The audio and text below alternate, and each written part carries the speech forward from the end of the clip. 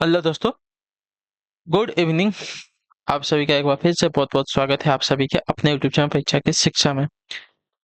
उम्मीद करता हूँ कि आप सभी जो है स्वस्थ होंगे और अपनी तैयारी में जो है मस्त हैं। तो जो बच्चा क्लास में फर्स्ट टाइम है, पहली बार नए हैं, मुझे को पता है हमारे चैनल पे जो है आपकी बीएड इंटर एग्जाम 2025 की जो आपकी तैयारी चाहते हो रेगुलर बेसिस पे करवाई जाए। तो जिसे भी तैयारी पूरी करनी है, कंप्लीट करनी है, क्या करना है, चैनल को सब्सक्राइब करके हमारे साथ जुड़ जाएंगे। उसके बाद जो बेल आइकन देगा आप लोग उसको क्या करेंगे, ऑन कर लेंगे। ठीक है, क्लास का समय इंपॉर्टेंट है।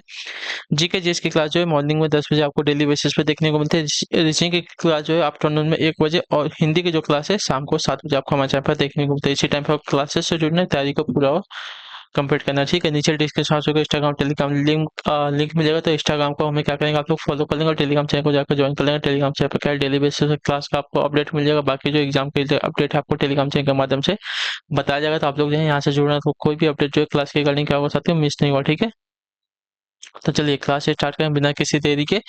स्टार्ट करने से पहले जिसने अभी तक क्लास को लाइक नहीं किया तो अपने क्लास को लाइक कर देंगे, अपने दोस्तों के साथ जो है क्लास को शेयर भी कर देंगे। ठीक है, तो चलिए क्लास स्टार्ट करें। पहला क्वेश्चन आपके सामने है 51 नंबर से।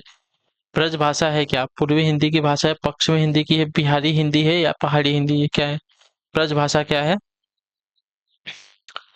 तो ब्रज भाषा आपकी जो है एक पश्चिमी हिंदी की बोली है। ठीक है, तो ऑप्शन नंबर जो बी दिया गया आपका आइडेंस पश्चिमी हिंदी में जो है कन्नौजी, बुंदेली, खड़ी बोली, बांगुर तथा ब्रज भाषा को सम्मिलित किया गया। ठीक है, खड़ी बोली अपने मूल रूप में जो है मेरठ बिजनौर के आपस आसपास जो है बोली जाती है। ठीक है, बांगुर को जो है जाट या हरियाणवी भी कहते हैं। ठीक है, और ब्रज भाषा जो है मथुरा के आसपास ब्रज मंडल में जो है बोली जाती है। क्लियर है? चलिए अगले क्वेश्चन की तरफ बढ़ेंगे। ध्यान से देखें 52 नंबर।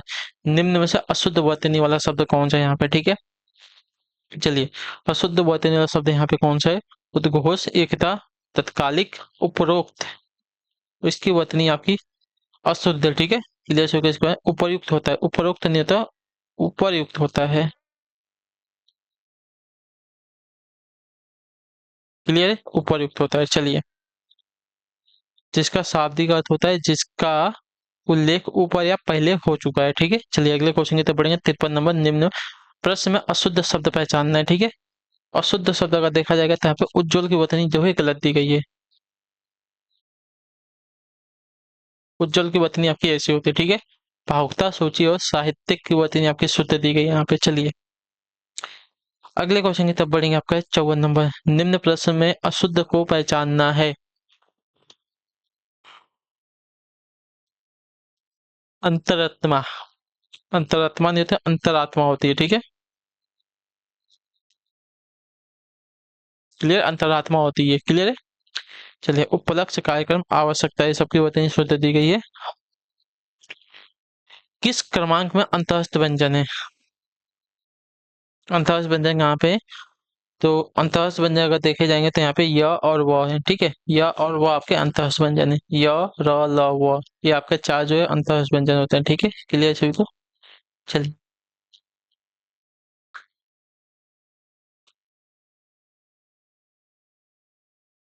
56 नंबर। व व्यंजन क्या है? वो व्यंजन क्या है? तो वो आपका एक अंतःस्थ व्यंजन, अभी आपको मैंने इसके बारे में बताया। ठीक है, तो ऑप्शन नंबर सी जो दिएगा आपका राइट आंसर। अगला क्वेश्चन है 57। देहात शब्द का विशेषण क्या हो जाएगा? तो देहात का विशेषण आपका देहाती होगा। ऑप्शन नंबर ए जो दिएगा आपका करेक्ट है। ठीक है, वह जो गांव या ग्रामीण क्षेत्रों में निवास करता हो या गांव का रहने वाला व्यक्ति। ठीक है, उसको देहाती कहता है। अगला क्वेश्चन आपका है 58 नंबर। छोटा शब्द का भावचक संज्ञा रूप क्या होगा? तो छोटा शब्द का भावचक संज्ञा रूप अगर देखे जाएंगे छुटपन होगा। छुटपन, ऑप्शन नंबर बी जो दिएगा आपका राइट आंसर। जो शब्द किसी वस्तु के गुण पदार्थ की अवस्था या दशा का बोध कराते हैं भावचक संज्ञा के अंतर्गत आते हैं। ठीक है, छुटपन का अर्थ होता है बचपन, बाल्यपन या लड़कपन। चलिए अगला क्वेश्चन आपका है 59 नंबर। अच्छाई का विशेषण रूप क्या हो जाएगा बताइए?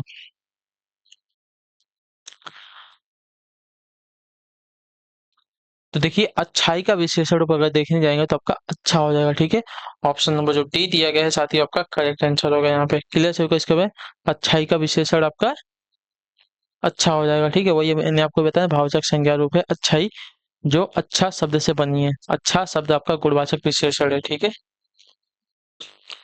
अगला क्वेश्चन आपका 60 नंबर। उस ग्रंथ में 500 पृष्ठ हैं, इस वाक्य में उस शब्द क्या है बताइए?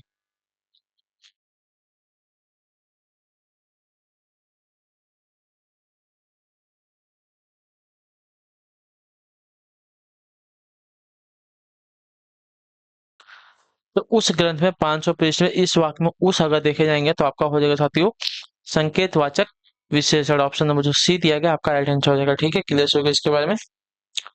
जो विशेषण संज्ञा जो विशेषण शब्द संज्ञा या सर्वनाम शब्दों की ओर संकेत करते हैं वे आपके संकेतवाचक विशेषण कहलाते हैं। जैसे ये लोग कहाँ जा रहे हैं। ठीक है,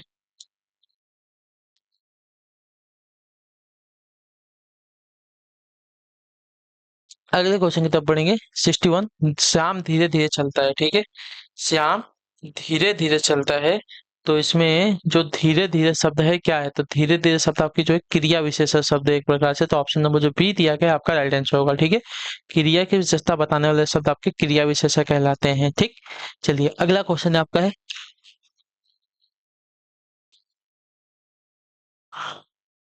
कला का अंतिम और सर्वोच्च ध्येय सौंदर्य है। वाक्य में कितने विशेषण है बताइए। कला का अंतिम और सर्वोच्च ध्येय जो है सौंदर्य है, वाक्य में कितने विशेषण है। तो इस वाक्य में विशेषण की अगर बात की जाएगी तो आपके 4 विशेषण। ऑप्शन नंबर जो बी दिया गया आपका राइट आंसर हो जाएगा। ठीक है, नहीं 3 है, सॉरी 3 विशेषण है ना। ऑप्शन नंबर डी राइट होगा। ठीक, कला का अंतिम और सर्वोच्च ध्येय जो है आपका सौंदर्य है, इसमें 3 विशेषण, अंतिम है, सर्वोच्च और ध्येय है। ठीक है, आपके 3 विशेषण है। क्लियर है, चलिए अगले क्वेश्चन की तरफ बढ़ेंगे। आपका 63 63वां, ध्यान से देखिए। कौन सा शब्द जो है संज्ञा से बना हुआ विशेषण नहीं है बताइए। कौन सा शब्द जो है संज्ञा से बना हुआ विशेषण नहीं है। तो आपका राइट आंसर शंभुकर। ठीक है, शंभुकर आपका जो है आपका व्यक्तिवाचक संज्ञा है। ठीक है, व्यक्तिवाचक संज्ञा से विशेषण शब्द नहीं बनाए जाते, इतने याद रखिएगा। ठीक है, भयंकर, रुचिकर, लाभकारी सभी आपके संज्ञा से बने हुए शब्द हैं। ठीक है, विशेषण शब्द है, संज्ञा नहीं है, विशेषण शब्द है। ठीक है, संज्ञा से बने हुए विशेषण शब्द आपके भयंकर, रुचिकर और लाभकारी, लेकिन संज्ञा से बना हुआ विशेषण शब्द का शुभंकर नहीं है। ठीक है, व्यक्तिवाचक संज्ञा शुभंकर। अगला क्वेश्चन है 64 64, कौन सा शब्द जो है संज्ञा से बना हुआ विशेषण नहीं है। ठीक है, तो आपका राइट आंसर पे होगा धूमिल। क्लियर, चलिए नेक्स्ट है आपका 95 नंबर प्रश्न है। किस वाक्य में आपका अपादान कारक है। अपादान मतलब जहां पे भी अलग होने की बात आएगी। ठीक है, इतने याद रखिए। तो चाकू से फल काटो, चाकू से फल काटो, यहाँ पे तो नहीं है। ठीक है, चाकू से मतलब किसी कारण से हो रहा है यहाँ पे। ठीक है, हिमालय से गंगा निकलती है, यहाँ पे अलग होने की भावना। हिमालय से क्या है, गंगा है, अलग हो रही है, तो यहाँ पे आपका हो जाएगा अपादान कारक। ठीक है, तो जो ऑप्शन नंबर बी दिया गया आपका राइट आंसर हो जाएगा। जहाँ पे भी कहीं अलग होने की भावना प्रकट होती है वहां पे आपका अपादान कारक आ जाता है। ठीक है, क्लियर होगा इसके बारे में। चलिए, तपस्वी शब्द का स्त्रीलिंग रूप क्या हो जाएगा। तो तपस्वी शब्द का स्त्रीलिंग आपका तपस्विनी होगा। ठीक है, तपस्विनी हो जाएगा। तो ऑप्शन नंबर बी वाली वर्तनी भी आपकी शुद्ध हो जाएगी। ठीक है, क्लियर से होगा इसके बारे में। चलिए अगले क्वेश्चन की तरफ बढ़ेंगे। आपका 67 नंबर, ध्यान से देख के बताएंगे। तद्भव शब्द का चयन कीजिए। ठीक है, तद्भव शब्द इसमें से कौन सा है, देखिए तद्भव शब्द अगर देखा जाएगा यहाँ पे चैत हो जाएगा। ठीक है, ऑप्शन नंबर जो बी दिया गया आपका राइट आंसर हो जाएगा। ठीक, चैत का तत्सम आपका चैत्र होता है। क्या होता है, चैत्र, ये बात याद रखेंगे। ठीक है, चूर्ण, चंद्र, चंचू ये आपके तत्सम शब्द है। चूर्ण का आपका चूर्ण हो जाएगा, चंचू का आपका चोंच हो जाएगा, चंद्र का चंद्रमा हो जाएगा, तद्भव शब्द। ठीक है, चलिए अगला क्वेश्चन होगा 68। उन्मना शब्द का तद्भव क्या है? उन्मना शब्द का सद्भव क्या है? देखिए उन्मना तद्भव का सद्भव आपका अनमना हो जाएगा। ऑप्शन नंबर बी जो दिएगा आपका राइट। उन्मना शब्द का तद्भव आपका अनमना होता है। चलिए अगले क्वेश्चन की तरफ बढ़ेंगे। 69, नीचे दिए अनेकाधिक शब्दों को एक अर्थ के साथ लिखा है, दूसरा अर्थ बताना है। ठीक है, तो देखिए जड़ का स्तब्ध दिया गया है, दूसरा क्या हो जाएगा, तो दूसरा हो जाएगा साथियों जड़। जड़ को बोलते हैं ना जड़ बुद्धि यानी कि मूर्ख। ठीक है, ऑप्शन नंबर जो ए दिया गया है आपका राइट आंसर हो जाएगा। ठीक है, चलिए अगले क्वेश्चन की तरफ बढ़ेंगे। ध्यान से देखेंगे। आपका है 70 नंबर, असुरक्षित शब्द में कौन सा उपसर्ग। असुरक्षित ना, तो असुरक्षित, सुरक्षित में आपका क्या लगा, अ उपसर्ग लगाया था, यहाँ पे अ हो गया। ठीक है, ऑप्शन नंबर जो ए दिया गया आपका राइट आंसर होगा। ठीक, क्लियर हो गया इसके बाद अ उपसर्ग लगा यहाँ पे। अगला क्वेश्चन है 71 71 नंबर, निम्नलिखित पद में कौन सा पद आपका वया प्रत्यय लगाने के बाद है। वया प्रत्यय किसमें लगा है, तो देखिए रवैया। ठीक है, खवया, डटाया बचाया, इसमें आपका अया प्रत्यय लगाने से बना है खवया, ठीक है। खवया शब्द वया प्रत्यय लगाने से बना है, ठीक है। वया जो है क्या है, कृतवाचक कृदंत प्रत्यय है, ठीक है। जिन कृदंत शब्दों से क्रिया के करने वाले को बोध हो उन्हें आपका कृतवाचक कृदंत कहते हैं, ठीक है। चलिए अगले क्वेश्चन की तरफ बढ़ेंगे, ध्यान से देखेंगे। आपका है 72 नंबर, व्यंजन संधि का उदाहरण नहीं है, कौन सा बताइए। व्यंजन संधि का उदाहरण नहीं है कौन सा, तो उत्तधन चारण उच्चारण हुआ है रासम धन टीकते, यानी कि रस्म टिकटे, राम टिकटे। गंगा प्लस उद्गम, तो यहाँ पे देखिए आ रहा है और ऊ आ रहा है, तो यहाँ पे आपका व्यंजन संधि का उदाहरण बाकी स्वर संधि का उदाहरण, ठीक है। तो ये आपका अलग हो जाएगा, ठीक है। सत्यधन चित्त आपका सचित हुआ, इसमें आपका व्यंजन संधि है। अगले क्वेश्चन की तरफ बढ़ेंगे, 73। संख्या गमन का संधि विच्छेद क्या होगा, तो देखिए संख्या गमन का संधि विच्छेद सखी धन आगमन होता है, ऑप्शन नंबर ए आपका जो दिएगा आपका राइट आंसर होगा, ठीक है। संख्या गमन आपका सखी धन आगमन। क्लियर है। चलिए अगले क्वेश्चन की तरफ बढ़ेंगे, 74 नंबर, ध्यान से देखिएगा। नवोड़ा का संधि विच्छेद क्या हो जाएगा, बताइए। नवोड़ा का संधि विच्छेद क्या, नवोड़ा का संधि विच्छेद आपका नव धन उड़ा होता है, ऑप्शन नंबर ये आपका जो दिया आपका राइट आंसर हो जाएगा, ठीक। क्लियर होगा इसके बारे में। चलिए ये आपका गुण संधि का। अगला क्वेश्चन आपका 75 नंबर, देखिए अ या आ के बाद आपका ई या बड़ी ई आए तो दोनों मिलकर ए हो जाते हैं, यह स्वर संधि कहलाती है क्या, बताइए।